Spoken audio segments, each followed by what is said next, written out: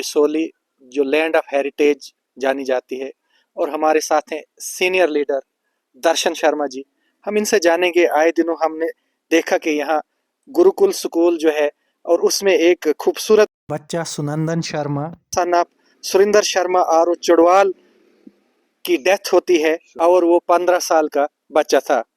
जो 15 साल का बच्चा था और इस गुरुकुल स्कूल में जेर तालीम था, और 16 को ये हॉस्पिटल में लाया जाता है और वहाँ डॉक्टर्स उसको ब्रॉड डेड डिक्लेयर कर देते हैं, और एक सन्नाटा छा जाता है इस बिसोली में। और इसी सिलसिले में हम बात करेंगे क्या कुछ ये वाकया हुआ है और क्या ये कहना चाहेंगे।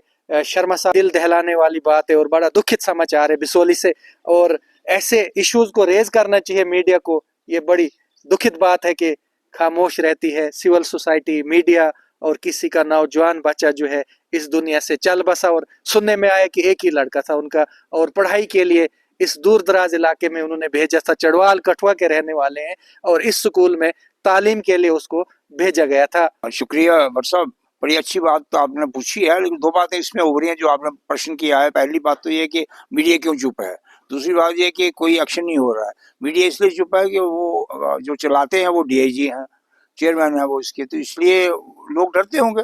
दूसरी बात कही आपने कि पुलिस ने एक्शन क्यों लिया, तो पुलिस भी अगर उन्हीं के अंडर है तो इस कारण से सन्नाटा छाया हुआ, लोग महसूस कर रहे हैं पूरे। देखिए, हम ये चाहते हैं संस्था में ऐसा वाकया हुआ है उसकी इंक्वायरी होनी चाहिए कि बच्चा क्यों मरा, कैसे मरा, और उस बच्चे को जब हवाले किया उन्होंने, कोई टीचर उसके साथ नहीं गया हॉस्पिटल में, क्या कारण था, प्रिंसिपल को जानना चाहिए था। अभी तक पुलिस ने इन्वेस्टिगेशन क्यों नहीं की किसी की? एक इतना बड़ा हादसा हो जाता है, बच्चा मर जाता है, अभी तक किसी की इन्वेस्टिगेशन नहीं हुई। कम से कम इंक्वायरी करनी चाहिए। पुलिस चुप है, पुलिस जानबूझकर चुप है और वो कोई एक्शन नहीं ले रही है इस बात पर। अगर किसी का स्कूल होता या पॉलिटिकल इन्फ्लुएंस नहीं होती या कोई पुलिस का आला अधिकारी नहीं होता तो वो तो अब तक जेल के पीछे होते और स्कूल का पूरी तरह से सीजर किया होता। बिल्कुल सही बात है आपकी, सही बात है। देखिए, ये एक पब्लिक इंटरेस्ट की बात है। पब्लिक बच्चे जाते हैं वहां पर और इतने बच्चे परेशान हैं कि वो बच्चों को सर्टिफिकेट नहीं देते। जो बच्चे नहीं पढ़ना चाहते वहाँ, लोग बच्चों का दम घुट गया है वहां पर। मैं उनके बिल्कुल बगल में रहता हूँ। मैं आपको सच बताऊं, एक दिन एक शाम को स्कूल वाले हमारे पास आए कि हमारा बच्चा गुम हो गया है, 12-13 घंटे हो गए। तो मैंने सीसीटीवी कैमरे लगाए हुआ घर में, मेरे कोठे के ऊपर था वो बच्चा बैठा हुआ, और मैंने इतला भी दी इन एडमिनिस्ट्रेशन को कि भाई देखो, 13 घंटे हो गए बच्चे को बैठे हुए हमारे कोठे पर और आपने अभी तक उसको एक्शन नहीं लिया, और फिर बच्चों को मारा, इतना मारा उस बच्चे को। भाई पूछो उसको क्या बात है, क्या कारण से क्यों भागते हैं। दरअसल बात है, बच्चों को बड़ी घुटन है, बच्चे वहां से जाना चाहते हैं। मेरे अपने भाई का पोता है, वो आज 3 महीने से नहीं गया, उसको मार पड़ी, उसने कहा मैं नहीं जाऊंगा स्कूल। ये सर्टिफिकेट नहीं देते हैं। स्कूल है या कोई इंटेरोगेशन सेंटर है या डिटेंशन सेंटर है? मुझे तो ऐसा ही लगता है, क्योंकि ये क्या है, मतलब 3 महीने से बच्चा स्कूल नहीं गया, अब हम उसको दाखिल कराना चाहते हैं कहीं और, सर्टिफिकेट उसको दे नहीं रहे हैं और लाखों रुपए मांगते हैं सर्टिफिकेट देने के लिए। इन्होंने कहा कि चैरिटेबल ट्रस्ट से चल रहा है, फिर पैसे किस बात के मांग रहे हैं? वही तो दुख होता है, इसी बात का दुख है कि कौन है ये चलाने वाला, भाई क्यों है ऐसा हो रहा है। देखिए आपके सामने बच्चा मर गया, ये छोटी सी बात है। और मेरे ख्याल है मेरी लाइफ में, मैं इस वक्त 80 साल का हूँ और मेरी अपनी जिंदगी में ऐसा वाकया नहीं हुआ किसी स्कूल में कोई बच्चा मर गया हो। आज तक बच्चा मर गया, उनका एक बंदे उसको बुलाकर पुलिस स्टेशन, पुलिस वाले खुद आते हैं वहां पर बयान देने के लिए, बच्चों को बहकाते हैं, ऐसे बयान दो, ऐसे बयान दो। क्यों ऐसा है? पुलिस स्टेशन में बुलाओ ना उनको, आप उनके बयान लो बकायदा। लेकिन ये सारी हरासमेंट पैदा कर दी, सारा शहर खामोश है। क्या उस स्कूल में सीसीटीवी कैमरास नहीं है? सुनने में आया कि वो डे नाइट बोर्डिंग स्कूल है, वहाँ बच्चे रात को भी रहते हैं, सीसीटीवी कैमरास इंस्टॉल नहीं किए गए। स्कूल में तो करने चाहिए जिनके पास डे नाइट बोर्डिंग स्कूल है। और पुलिस ने क्या उसके प्रिंसिपल को, वार्डन को अरेस्ट नहीं किया? स्ट्रिंजेंट एक्शन क्यों नहीं लिया गया? बिल्कुल ठीक कह रहे हैं आप, वहाँ सीसीटीवी कैमरे लगे हुए हैं स्कूल में, लेकिन जिस कमरे में ये वाकया हुआ वो कहते हैं, ये सुनने में आया, 2-3 उसने फांसी लगाई वहां पर, और जिस कमरे फांसी लगाई उस कमरे सीसीटीवी कैमरा नहीं था, वो चेंजिंग रूम था इनका कोई, तो बाकी सब जगह कैमरे लगे, सिर्फ उसी कमरे। तो इस बार मैं लगा टेंशन थी इनकी, अगर बच्चा सुसाइड करता तो उसी कमरे क्यों करनी थी उसने अपने कमरे करनी थी। और सब बच्चे इन्होंने भेज दिए रामलला ग्राउंड में। इंक्वायरी होनी चाहिए इसकी प्रॉब्लम। हम चाहते हैं किसी का बच्चा मर गया है और हमारे शहर को बड़ी बदनामी होती है, ये कैसा शहर है ये जो बोलता नहीं। हम तो चाहते हैं इसकी इंक्वायरी, और सच, पानी का पानी, दूध का दूध होना चाहिए। और ये बात बिल्कुल दुरुस्त है, ये पुलिस स्टेशन वाले क्या करेंगे, ये तो कुछ CIB इंक्वायरी हो सीबीआई की इंक्वायरी हो तभी कोई मसला बाहर निकले तो है, बाकी ये डीआईजी के अंडर है सारा, ये कहाँ निकलेगा हमारा जी। ये थे हमारे साथ दर्शन शर्मा। एक बच्चे की यहाँ मौत होती है गुरुकुल स्कूल में, और ये कह रहे हैं कि इसमें इन्फ्लुएंशियल ऊपर से डायरेक्टर एसीबी हैं अपने शक्ति पाठक जी हैं, उनकी दबाव की वजह से यहाँ पुलिस जो है वो कार्रवाई नहीं कर रही है, और ये सीबीआई की मांग करते हैं। एक सीनियर सिटीजन है और प्रोमिनेंट यहाँ इनका मुकाम है, और ये सीबीआई मांग करते हैं कि इसमें सीबीआई इंक्वायरी होनी चाहिए, उस बच्चे के परिवार को इंसाफ मिलना चाहिए। बिल्कुल सही बात है, इंसाफ मिलना चाहिए, इंक्वायरी होनी चाहिए, बाकी आगे एडमिनिस्ट्रेशन को बुलाना चाहिए, इनको पाबंद करना चाहिए। सर्टिफिकेट बच्चों को क्यों नहीं देते हैं जी? बच्चे अगर घुटन महसूस कर रहे हैं तो बच्चे जाना चाहते हैं, उनको सर्टिफिकेट दे दो जो जाना चाहते हैं। इनके पास एप्लीकेशन पड़ी है, 6-6 महीने से पड़ी है, किसी को सर्टिफिकेट, लोग भाग चले गए अपने घरों में रहते हैं, लोग नहीं आते बच्चे, लेकिन उनकी जिंदगी बर्बाद हो रही है। पैसे की डिमांड 4-4 लाख 5-5 लाख जी, थोड़ी थोड़ी है, लाखों के रुपए मांगते हैं। ये हालत है यहाँ की, अंधेर नगरी चौपट राजा वो हिसाब हो रहा है यहाँ पर। हमारे साथ हैं राजा रफीक, सी के प्रेसिडेंट हैं। सर, आपके ही एरिया में ये कुछ ही दूरी पे वाकया हुआ है, क्या कहेंगे आप? क्यों पुलिस जो है वो चुपकी साधे हुए है, और लोगों में भी गम और गुस्सा है, लेकिन वो बोलना नहीं चाहते हैं। जैसे हम मिले उन बाजार में जाकर लोगों से, वो चाहते हैं कि इसमें इंक्वायरी हो, और अभी सीनियर सिटीजन ने भी कहा कि इसमें सीबीआई इंक्वायरी होनी चाहिए कि ऐसे बच्चे की मौत होना। भाई साहब जेके का बहुत ही शुक्रगुजार हूँ जो इस हादसे को कवर करने के लिए जम्मू से जहाँ तशरीफ़ लाए हैं। इससे कबल कि मैं इसके मुताल्लिक कुछ कहूँ, उस बच्चे सुनंदन शर्मा जी की आत्मा की शांति के लिए दुआ करता हूँ, और भगवान से प्रार्थना करता हूँ कि उनके परिवार को इस सदमे को बर्दाश्त करने की हिम्मत दें। हम इस दुख की घड़ी में सुनंदन शर्मा के परिवार के साथ हैं।